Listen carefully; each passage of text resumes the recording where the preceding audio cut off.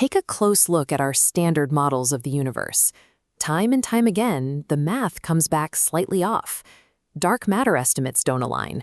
Quantum mechanics refuses to play nicely with general relativity, and fundamental constants require precise, unexplained tuning.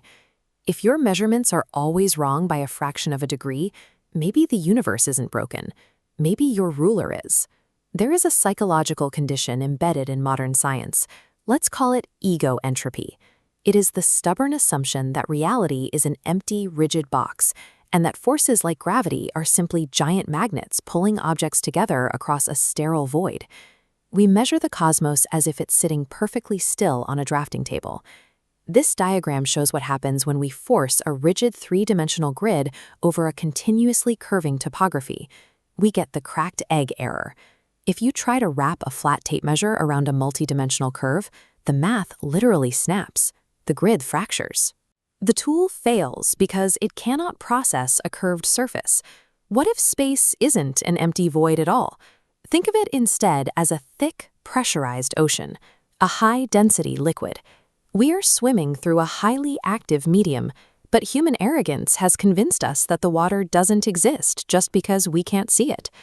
When a physicist's equation fails to predict the mass of a galaxy, standard physics assumes there must be invisible matter hiding in the dark.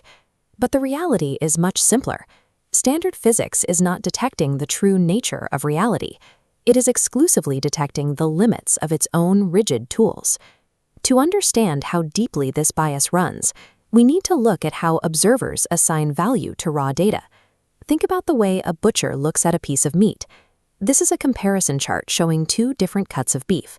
On the left, we have standard lean beef. If a butcher finds a thick strip of fat here, they cut it off. It is waste. But on the right, we have a Wagyu steak. In Wagyu, that exact same fat marbling is the entire point. It is the highest value signal in the product. What happens when we apply this to a physics experiment? Value is not an intrinsic, permanent property. It is entirely contextual. A blip on a sensor is only classified as waste or signal based on what the observer is trying to achieve. Our eyes only capture a tiny sliver of the electromagnetic spectrum. When you combine those biological limits with a psychological fear of the unknown, you get a scientific method that reflexively throws away anomalous data. If the numbers don't fit the pre-existing formula, the observer trims the fat. Advanced anomaly detection involves mapping the structural, missing signals. In a multi-dimensional system, energy often leaks or off-gases through seams we cannot see. If an observer is only trained to see 3 dimensions, the data points bleeding in from these higher planes look like random interference, meaningless noise that is actually a signature of a deeper geometry. This is the core of observer bias. Because these extra-dimensional signals don't fit into a 3D box, we discard the universe's most important information simply because our tools aren't tuned to hear it. Let's replace the empty box with what actually exists, the liquid vault. Space-time is a superfluid substrate. It is a high-viscosity, incredibly pressurized medium. This diagram illustrates gravity as a pressure system. Mass doesn't exert a magical pull from a distance. Instead, objects create a low-pressure zone in the fluid. What we experience as gravity is actually an omnipush, the immense pressure of the surrounding fluid vacuum rushing inward from all sides to equalize the void. This pressure operates across 9.6 active dimensions. Nature avoids whole integers. Instead, these dimensional layers overlap and share information at the seams, compressing into a fractional state. Notice that 0.4 gap. That is the reciprocal exit flow. If you have infinite pressure pushing inward, the system would collapse without an exhaust. This fractional space provides the exit path where energy off-gases, allowing the pressurized universe to maintain its equilibrium. Think of a bartender pouring a glass of beer. The heavy, unseen liquid is the vacuum of space, and the frothy bubbles rising through it represent solid matter. Everything we touch and measure is just the foam.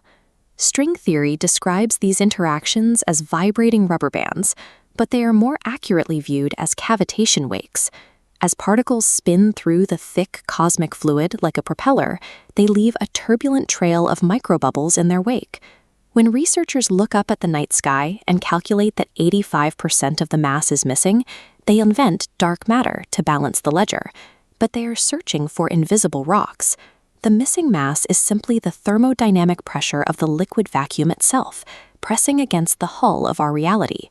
This fluid reality finally explains the infamous double-slit experiment, where particles seem to change behavior just because we look at them. The particles aren't shy. The universe is a pressurized fluid. The moment you stick a physical or mathematical probe into the water to measure it, you disrupt the natural flow. We have to stop trying to freeze the system to get a clean look at it. The alternative is relational measurement. You let the system evolve naturally, and you measure how the environment changes you. You infer the state of the system by observing the shift in your own instruments, rather than smashing the particle to bits. By multiplying our perceptual bandwidth limit, roughly 38%, by the ratio of our 3 visible dimensions to the 9.6 actually in play, we arrive at the observer bias factor. This equation reveals that humanity is only measuring exactly 11.9% of reality, while claiming to have mapped the whole. We have a choice. We can continue applying straight rulers to a curved world, inventing phantom dark matter to cover up the fact that our formulas are failing. Or we can put the rulers down, stop fighting the current, and learn to react to the flow. To truly map the cosmos, we need to drop the ego. We have to admit that we are suspended inside a hyper-pressurized, living fluid,